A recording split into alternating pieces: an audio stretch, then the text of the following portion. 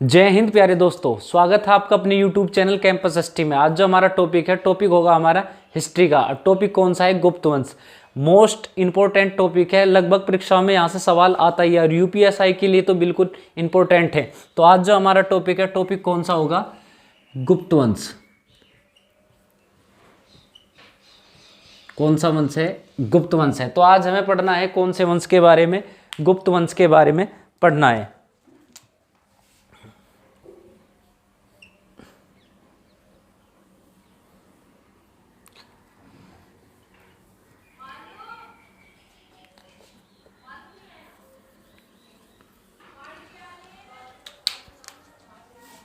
कहां पर शासन कर रहा? शासन तो वहीं चल रहा, पाटलिपुत्र पर ही। तो कहां पर शासन कर रही है? पाटलिपुत्र पर शासन करे। एक वंश कौन सा है? गुप्त वंश। गुप्त वंश को कहा जाता है स्वर्णिम काल। गुप्त काल को स्वर्णिम काल भी कहा जाता है। गुप्त काल की दो राजधानियां थी। राजधानियां कौन सी थी? एक तो पाटलिपुत्र थी राजधानी, और दूसरी राजधानी कौन सी थी? उज्जैन। उज्जैन पड़ता है एमपी में, और उज्जैन का प्राचीन जो नाम है वो है अवंतिका। कालिदास का जो जन्म स्थान है कालिदास का, तो अवंतिका ही है। तो कालिदास के अगर जन्म स्थान पूछ लिया गया तो कालिदास का जन्म स्थान क्या है? कालिदास का जन्म स्थान अवंतिका है। तो उज्जैन और पाटलिपुत्र दो राजधानियां थी, और उज्जैन पड़ता है एमपी में और पाटलिपुत्र पड़ता है वर्तमान में बिहार में। और उज्जैन का जो प्राचीन नाम क्या है? अवंतिका है। गुप्त वंश की जो स्थापना की थी वो की थी श्रीगुप्त ने। ये गुप्त वंश का संस्थापक था, जिसका समय रहा था 240 से और 280 ईस्वी तक। ईसा पूर्व नहीं है, ईस्वी है। तो इसका जो समय रहा था 240 से 280 ईस्वी तक रहा था। इसके बारे में ऐसी कोई खास बात नहीं है। परीक्षाओं में अगर सवाल पूछ लिया गया तो यही पूछा जाता है कि गुप्त वंश का संस्थापक कौन था। तो गुप्त वंश का संस्थापक कौन था? श्रीगुप्त था। इसका जो उत्तराधिकारी था घटोत्कच गुप्त,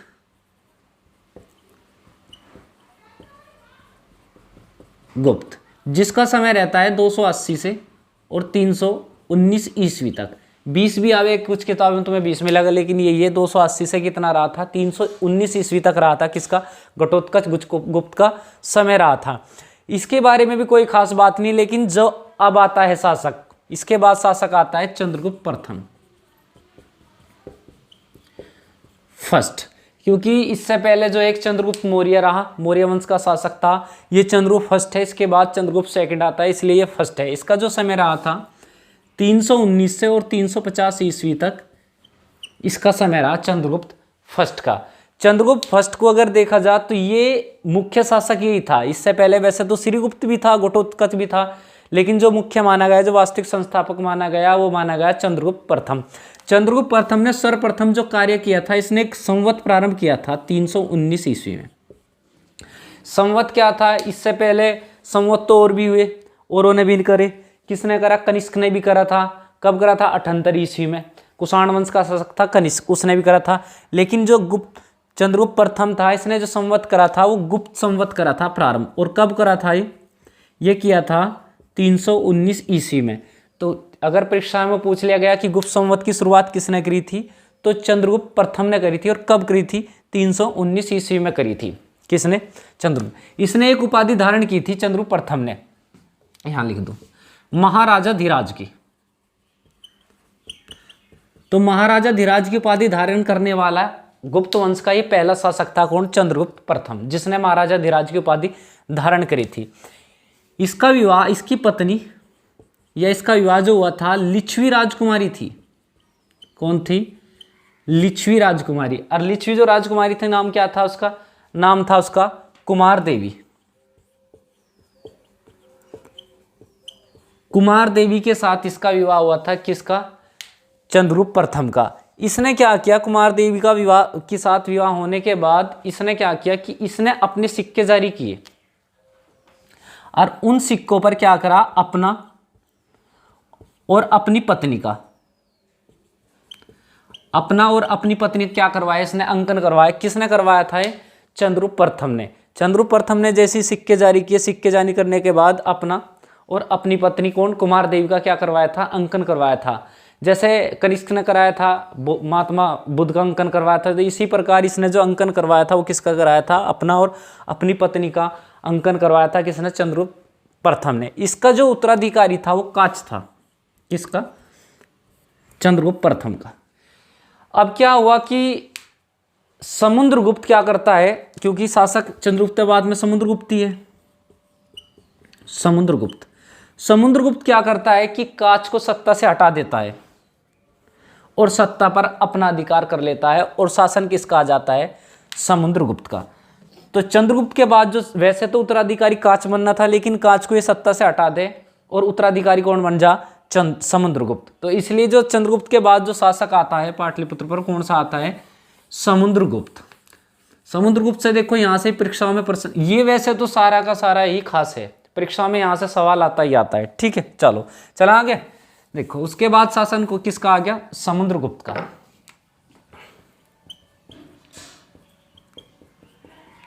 इसका समय रहा था 350 ईस्वी से और 375 ईस्वी तक। समुद्रगुप्त का जो समय रहा, समय कब से कब तक रहा, 350 से और 375 ईस्वी तक इसका समय रहा समुद्रगुप्त का। समुद्रगुप्त को इतिहासकार है विंसेंट स्मिथ।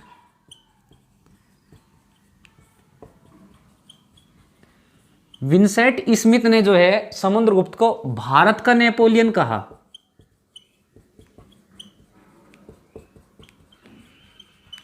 तो ये इंपॉर्टेंट है, ये सब परीक्षा में पूछा जाए कि भारत का नेपोलियन किसने कहा या किसे भारत का नेपोलियन कहा गया, तो समुद्रगुप्त को ही भारत का नेपोलियन कहा गया।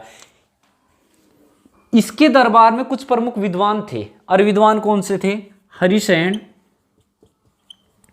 वसुबंधु और असंग। ये तीन विद्वान थे जो प्रमुख हैं, ये पूछे जा तो कौन कौन से थे, हरिसेन, वसुबंधु और कौन था, वसुबंधु और कौन था, असंग। ये तीन विद्वान थे किसके दरबार में, समुद्रगुप्त के दरबार में। समुद्रगुप्त को कई साहित्यिक रचनाओं का श्रेय दिया जा, किसे, समुद्रगुप्त को रचनाओं का श्रेय दिया, इसलिए इसका एक उपनाम है, और नाम क्या है वो, कविराज। तो इसलिए एक उपनाम है, तो इसलिए इसे क्या कहा जाता होगा, कविराज। तो इसे कविराज भी कहा जाता था समुद्रगुप्त को। समुद्रगुप्त ने जो है उत्तर से और दक्षिण तक लगभग, उत्तर से और दक्षिण लगभग तक के क्षेत्र पर अपना अधिकार कर लिया। इसने अश्वमेध यज्ञ भी कराए, और ये जो कार्य है, जो वर्क किए, इसका जो वर्णन मिलता है वो प्रयाग प्रशस्ति में मिलता है। प्रयाग प्रशस्ति, जिसके लेखक कौन है, हरिसेन। अभी मैंने बताया तीन विद्वान थे, हरिसेन, वसुबंधु और असंग। इनका जो उल्लेख करता है, ये करता है कहाँ करता है, प्रयाग प्रशस्ति में करता है कि इसने जो है उत्तर से और दक्षिण तक पर अपना अधिकार कर लिया लगभग क्षेत्र पर, और इसने अश्वमेध यज्ञ भी कराए थे। किसने कराए थे, समुद्रगुप्त ने अश्वमेध यज्ञ भी कराए थे। ये जो उपासक था, ये विष्णु का उपासक था। कौन, समुद्रगुप्त। तो अगर पूछ लिया गया कि ये किसका उपासक था, तो ये विष्णु का उपासक था समुद्रगुप्त। इतनी बात बताओ, समझ में आ गई क्या, चलें आगे। चलो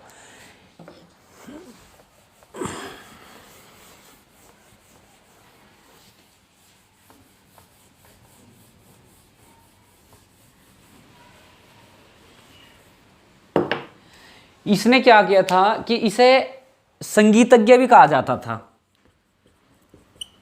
किसे, संगीतज्ञ क्यों कहा जाता था, इसे जो है अपने ही सिक्कों पर वीणा बजाते हुए दर्शाया गया। किसे, समुद्रगुप्त को। तो वीणा वादन भी था, कौन, समुद्रगुप्त। अब वीणा वादक था तो इसका मतलब क्या था, ये एक संगीतज्ञ अपने आप में क्या था, वीणा वादक था। कौन, समुद्रगुप्त। इतनी बात समझ में आ गया। इसका जो उत्तराधिकारी है उसका जो पता लगता है, एक विशाख दत्त कृत पुस्तक है, विशाख दत्त कृत, और पुस्तक का नाम है देवी चंद्रगुप्तम। देवी चंद्रगुप्तम। देवी चंद्रगुप्तम में जो इसके पुत्र का उल्लेख मिलता है, किसके, समुद्रगुप्त के, वो उल्लेख मिलता है रामगुप्त। रामगुप्त जो था ये वैसे 375 में ही शासक बना था और 375 में ही हट गया था। समुद्रगुप्त के बाद जो राजगद्दी पर बैठा था वो रामगुप्त बैठा था, लेकिन रामगुप्त के बारे में उल्लेख नहीं। जो मुख्य शासक आता है वो चंद्रगुप्त सेकंड आता है इसके बाद, लेकिन ये इसका उत्तराधिकारी था, ये बताया जाता है। इस पुस्तक में उल्लेख मिलता है रामगुप्त जो भाई था, रामगुप्त, वो चंद्रगुप्त सेकंड का भाई था। किसका? सेकंड का। तो चंद्रगुप्त सेकंड का भाई था कौन? रामगुप्त। तो समुद्रगुप्त के दो पुत्रों का उल्लेख मिलता है, रामगुप्त और चंद्रगुप्त। लेकिन कारण क्या हो गया?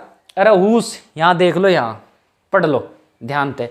वो काम ना करो कहीं पे निगाहें और कहीं पे निशाना, तेरे प्यार में मेरा दिल दीवाना है। आ जाओ यहाँ समझ लो, ठीक है। फिर परीक्षाओं में याद आवे, फिर वहाँ देखो पंखे, यहाँ देख लो ध्यान से।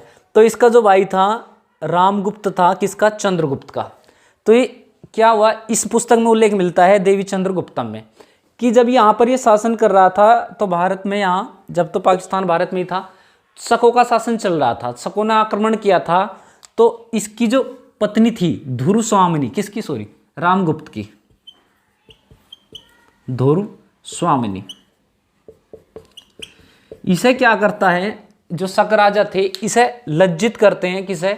रामगुप्त को। इतना बेइज्जत करते हैं, इतना बेइज्जत करते हैं कि ये शर्म आ जाए, बिल्कुल शर्म आ जाए इसे। और ये उस शर्म में अपनी पत्नी भी, हार तो गया ही, युद्ध में हार तो गया, बाकी इतना निर्लज हो गया कि इसने अपनी पति भी इन्हें भेंट कर दी, किसे? शक राजाओं को। अब भेंट करने के बाद इस बात का पता लगा किसे? चंद्रगुप्त सेकंड को। चंद्रगुप्त सेकंड से ये बर्दाश्त नहीं हुआ। सबसे पहला उसने क्या कार्य किया था? इसे ही मारा था रामगुप्त को और अपना अधिकार कर लिया था। लेकिन बाद में जो है वो शकों को भी पराजित कर दे, वो चंद्रगुप्त पढ़ेंगे उसके बारे में बताऊंगी। शकों को पराजित कर दे और वहाँ क्या कर ले, वहाँ से उसकी पत्नी धुरस्वामिनी, इससे विवाह कर ले और उन्हें पराजित कर दे। वो भी उसमें मदद भी ले अपनी पुत्री की, ठीक है। उसके बाद जो शासन आ जाता है, किसका आ जाता है? चंद्रगुप्त सेकंड का। तो शासन किसका है? चंद्रगुप्त सेकंड। इतनी बात बताओ पल्ले पड़गी के। भाई चैनल को सब्सक्राइब भी कर दे करो भाइयों, जो वीडियो देख रहा तो सब्सक्राइब कर ले करो, और भाई थोड़ा सा लाइक भी कर दे करो, कमेंट कर दे करो, थोड़ा सा अच्छा लगे, प्यारा लगे, ठीक है भाई। तो कर दे करो इतना। तो भाई वैसे तो थारे पास इतना टाइम है नहीं सब्सक्राइब करने का, पर फिर भी तुम कर दे करो। एक रेड बटन है उसे दबा दे करो, बस एक उंगली से मारनी, बात खत्म, ठीक है। परेशान ये भी है कि भाई लाइक दबानी, नोटिफिकेशन आ जाएगी। अगर नोटिफिकेशन ये है कि भाई नोटिफिकेशन आ जाए, वीडियो का पता लग जा, तो बेल आइकन दबा दे करो। अगर परेशान हो तो ना दबाइए, पर सब्सक्राइब तो कर ही लियो चैनल को, ठीक है भाई।